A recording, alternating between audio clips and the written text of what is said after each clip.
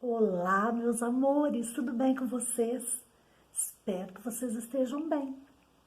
Sabe, quero contar para vocês o que eu mais gosto na festa junina é de pular fogueira. Mas aqui na minha casa não tem fogueira. E também, com esse cabelão e essa roupa, eu não posso pular. Mas eu pegarei um tapete para fazer de conta que é a fogueira.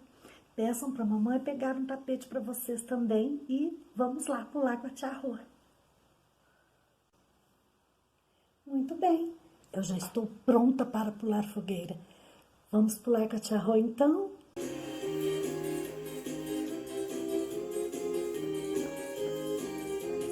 Pula fogueira, ia, ia.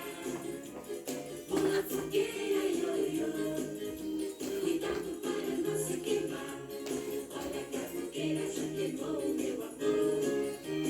Pula fogueira, ia, ia. Pula fogueira, ioiô. Cuidado para não se queimar. Olha que a fogueira já queimou o meu amor. Pula fogueira, ia, ia. Pula fogueira, ioiô. Cuidado para não se queimar. Olha que a fogueira já queimou o meu amor.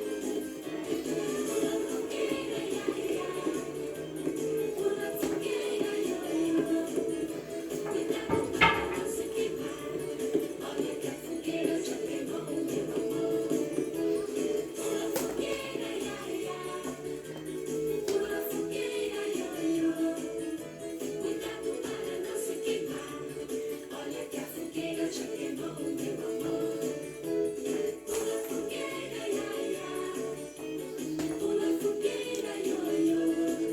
Cuidado para não se queimar. Olha que a fogueira já queimou o meu amor. Muito bem, um beijo da tia Rô.